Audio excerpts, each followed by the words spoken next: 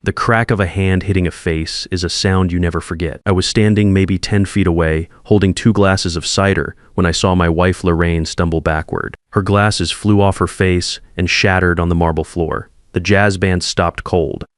400 people went silent all at once, like someone had cut the power to the whole room. My name is Walter Harmon. I'm 75 years old. I built one of the largest private commercial real estate companies in Atlanta, starting from nothing with my own 2 hands. I was pouring concrete in the Georgia heat when most men my age were finishing college. Lorraine was right there beside me the whole way, packing my lunch when we couldn't afford a restaurant meal, sitting next to me in the boardroom when we signed our first $1 million deal.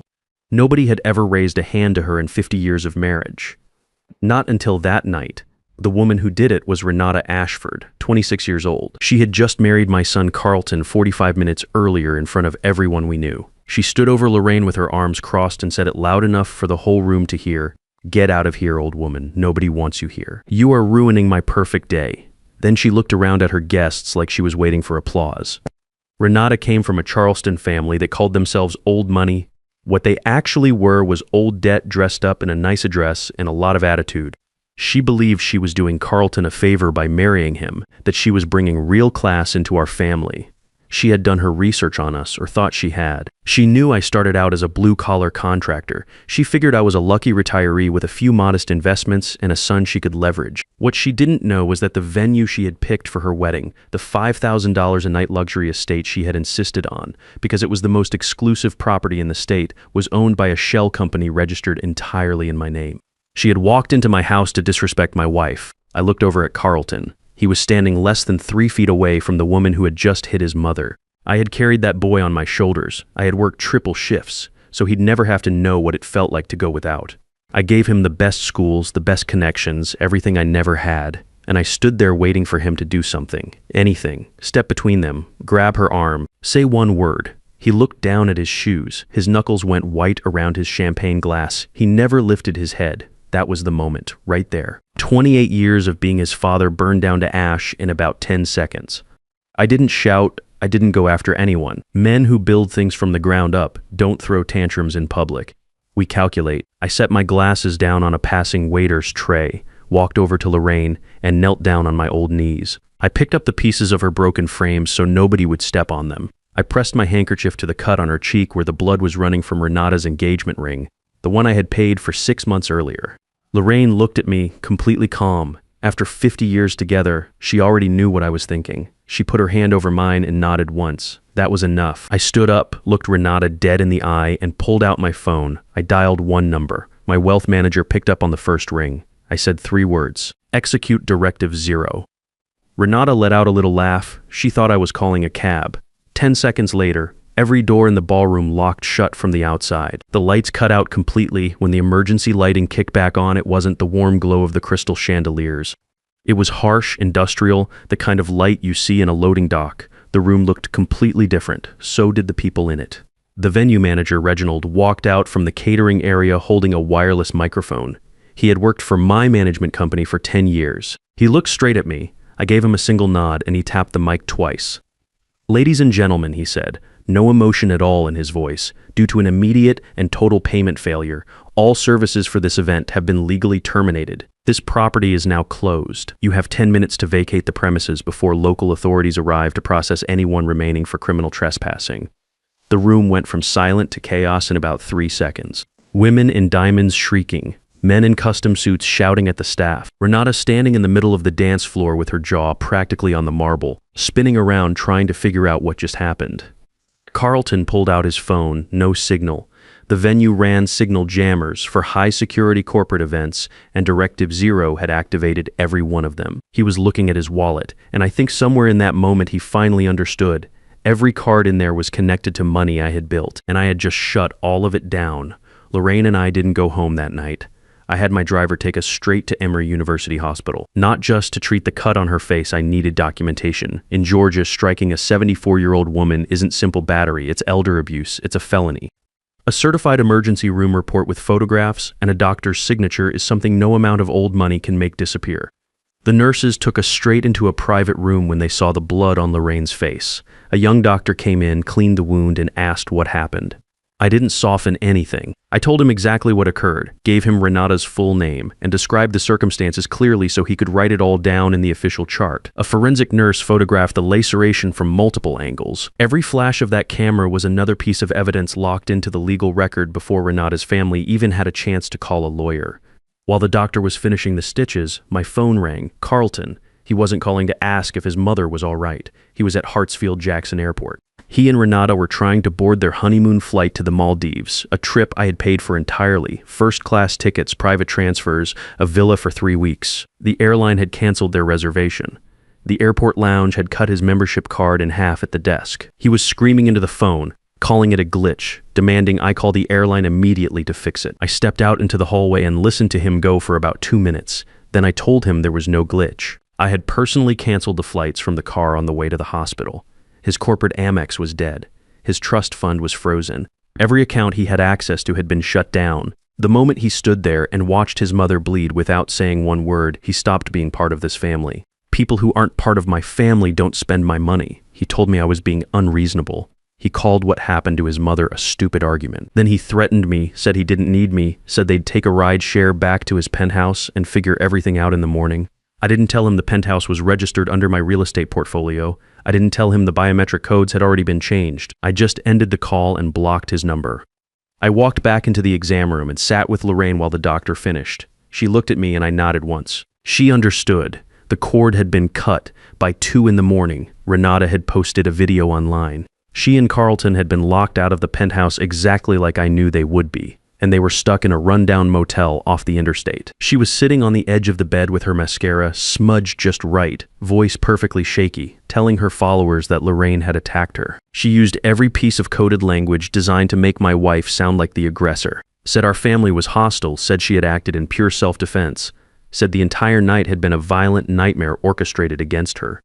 Within an hour, the video had millions of views. The comment section was vicious. Strangers calling Lorraine names I won't repeat here, calling for charges to be filed against an elderly woman who had done nothing wrong. Then I saw Carlton's comment. Pinned at the top, verified account, public, for everyone to see, he wrote that he stood by his wife, that no one should have to endure what she suffered on her wedding day. I sat in my study and read those words for a long time. What those millions of people watching that video didn't know was what Lorraine had actually seen 1 hour before the reception started. She had gone up to the bridal suite to deliver a family heirloom, a diamond necklace that had been in our family for decades, meant as a welcome gift to show Renata that whatever our differences, she was now part of something real. When Lorraine quietly opened the suite door, she didn't find a nervous bride getting ready. She found Renata at the vanity mirror with 3 of her bridesmaids, a rolled-up $100 bill in her hand, cocaine spread across the glass surface. Renata was laughing, telling her friends about the prenuptial agreement our lawyers had made her sign. She said she'd hired her own attorney who found a loophole in the trust fund stipulations. Said she only had to stay married to Carlton for 12 months, then she could trigger a divorce clause worth $25 million. She called my son a stupid meal ticket. She called our family gullible fools, desperate for approval. Lorraine walked in, set the jewelry box on the table, and waited for Renata to notice her standing there. When Renata dropped the bill and froze, Lorraine looked her in the eye and told her to wash her face, pack her bags, and leave through the back quietly. Said we would handle the cancellation with dignity and keep her drug use completely private. Renata was high and felt untouchable. She walked downstairs and forced the wedding to proceed.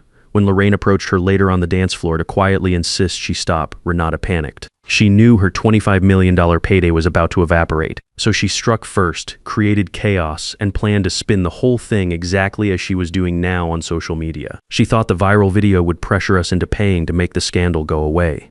She thought we were soft people who would write a check rather than fight. She had no idea what was coming. The next morning, Nathaniel Caldwell showed up at my office with a stack of papers.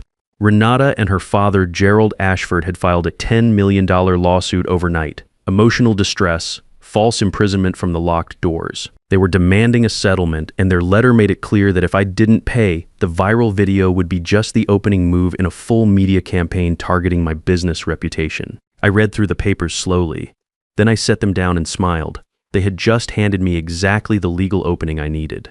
We met the following morning in Nathaniel's office on the 50th floor of a building I owned through a subsidiary. Carlton and Renata walked in 15 minutes late. A cheap power move. They brought a litigator in a loud pinstriped suit who smelled like too much cologne and walked like he'd already won.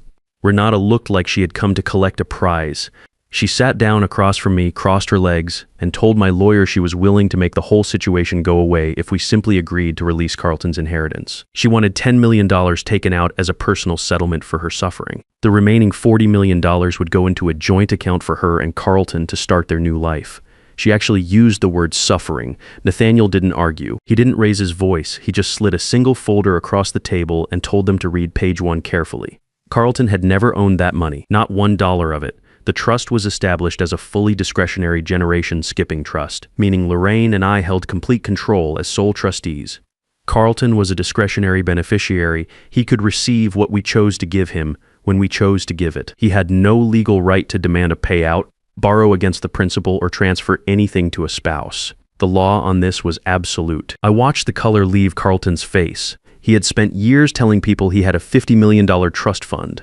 He had built his whole identity around it, drove cars he couldn't afford, lived in a penthouse he didn't own, moved through Atlanta high society pretending to be an heir, and now he was sitting in a boardroom finding out it had never been his to control. Renata's attorney tried to pivot, community property laws, marital rights. She dragged it through family court for years. Nathaniel just flipped the folder to page 47 and put his pen on a specific paragraph highlighted in black. Section 8. The morality clause. Any physical harm inflicted on the grantors, meaning me and Lorraine, by a beneficiary or their legally wedded spouse, triggered automatic and permanent disinheritance.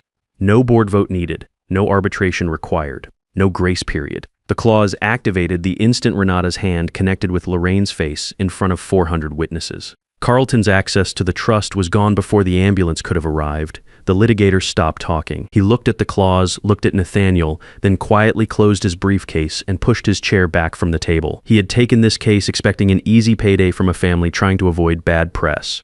Instead, he was looking at an airtight legal wall backed by a hospital report and a room full of people who saw everything. He stood up, nodded at no one in particular, and walked out.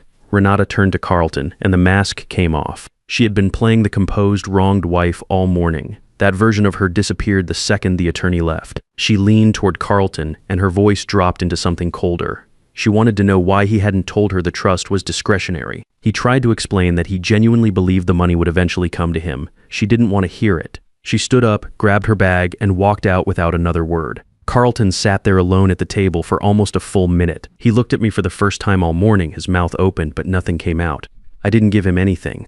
No anger, no satisfaction. I just looked at him the way you look at a stranger on the street. Then I gathered my papers and left.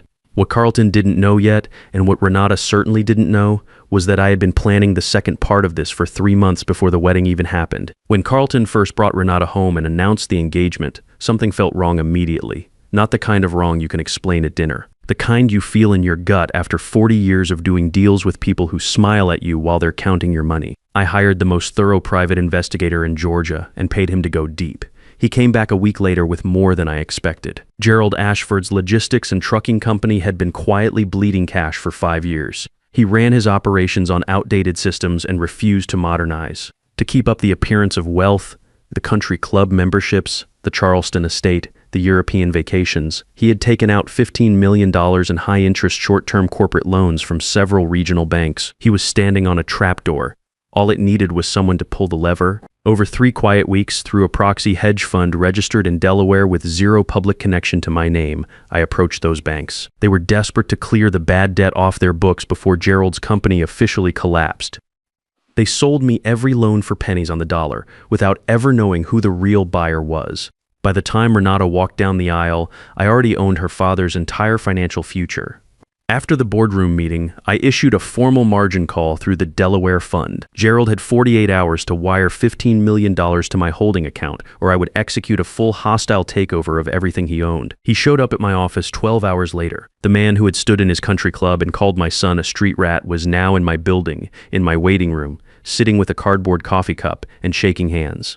My assistant made him wait 20 minutes in the hallway before opening the door. I wanted the silence and the marble walls and the view of Atlanta from the 40th floor to do their work on him before he ever sat down. When he finally walked in, I didn't offer him a seat or a glass of water. I just stood behind my desk and waited.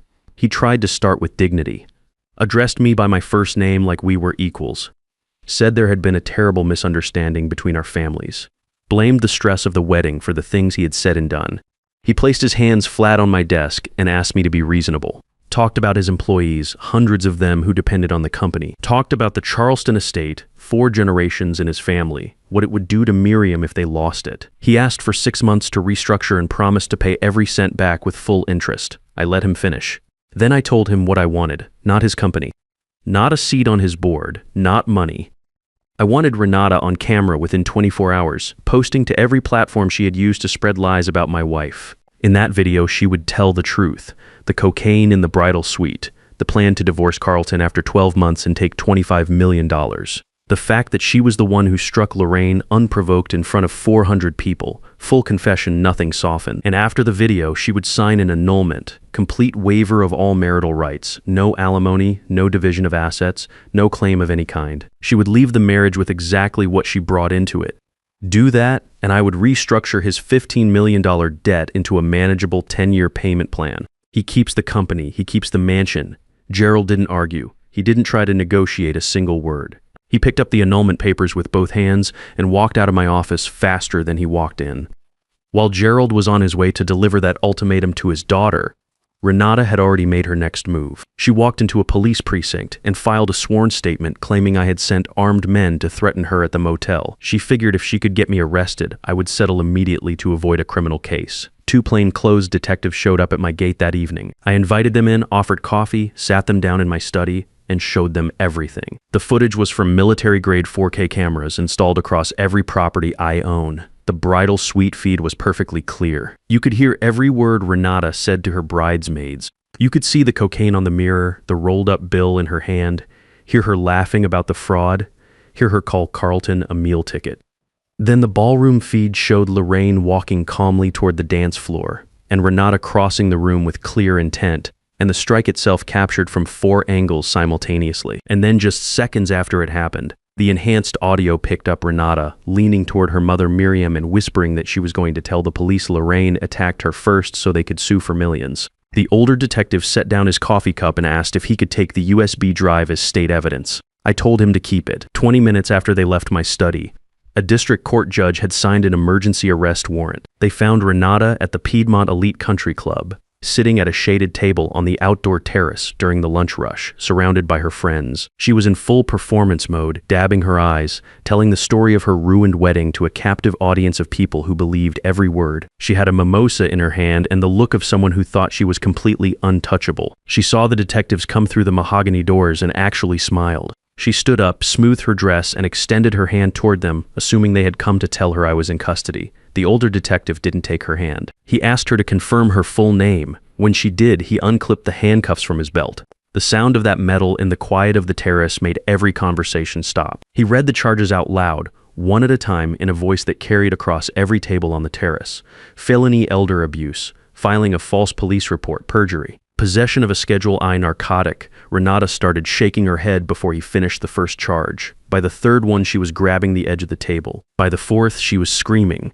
Not the delicate tears she had used in her social media video. This was something raw and ugly and completely out of control. Her friends pushed their chairs back. Nobody reached for her. Nobody said a word. The detectives pulled her arms behind her back, locked the cuffs, and walked her straight through the center of that terrace in front of every person she had been performing for.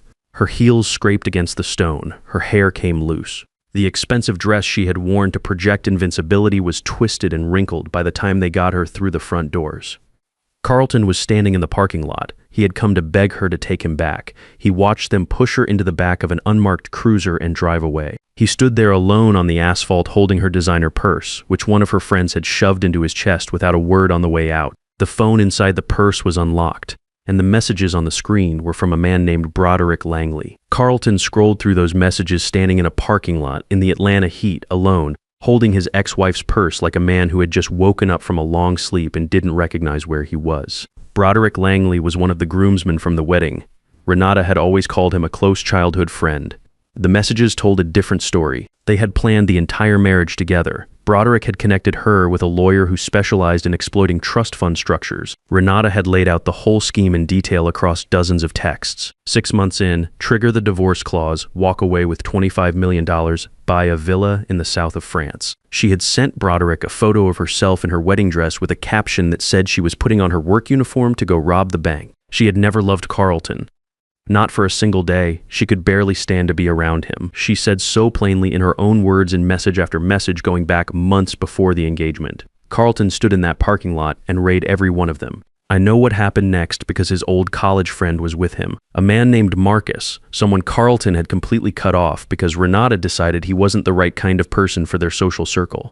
Carlton had swallowed that too, along with everything else, trying to fit into a world that was never going to accept him no matter how much of my money he spent. Marcus drove him around for a while. At some point, Carlton asked to be taken to our gate in Buckhead. It was raining hard by then, the kind of storm that comes in fast off the Georgia hills and shakes the windows. I was in my study when the motion sensor triggered on the front gate monitor. I watched Carlton get out of a beat-up Honda in the pouring rain, walk up to the iron bars and grab hold of them with both hands.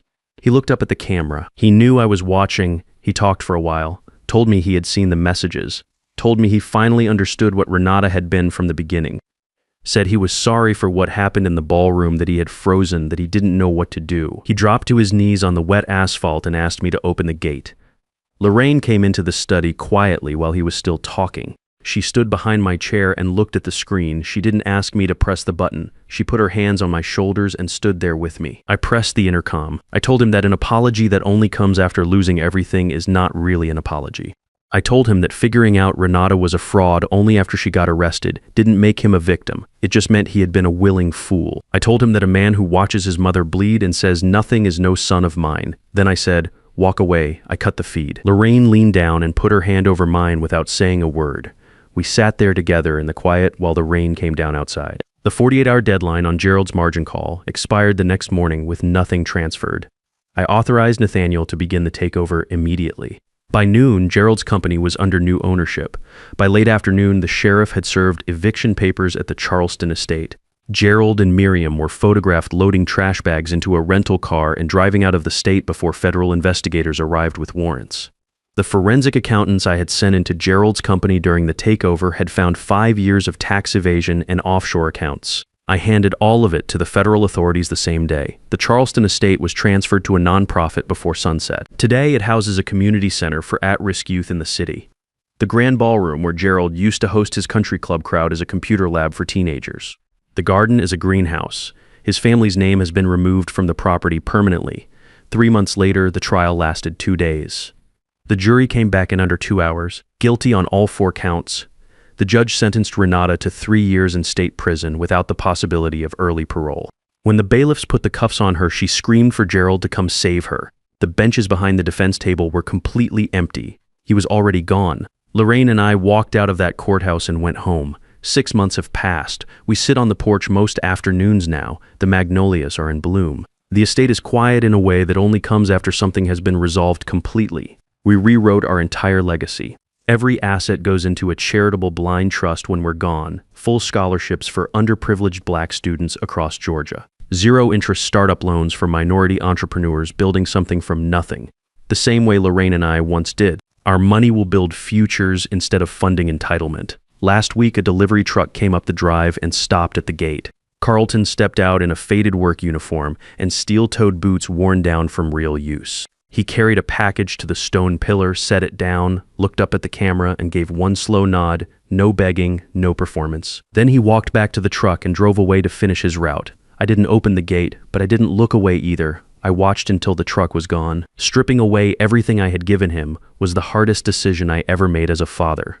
I still believe it was the only honest thing left I could do for him. He's out there now learning what $1 actually costs, learning what it means to earn something instead of inherit it. That's not punishment. That's the only education that was ever going to stick. If you've been sitting on disrespect inside your own family, waiting for the right moment to say something or do something, I want you to hear this clearly. You're not obligated to keep funding the people who treat you like a resource. Blood is biology. Loyalty is a choice. And peace built on your own silence is just a slow drain on everything you work to build. Respect has to mean something. If it doesn't cost anyone anything to take it from you, they will keep taking it. If this story hit close to home, share it with someone who needed to hear it. Drop a comment and tell me where you're listening from. And if you believe that dignity is worth protecting no matter who's asking you to give it up, hit that subscribe button. There are more stories coming, and every one of them is about people who decided they were done being quiet.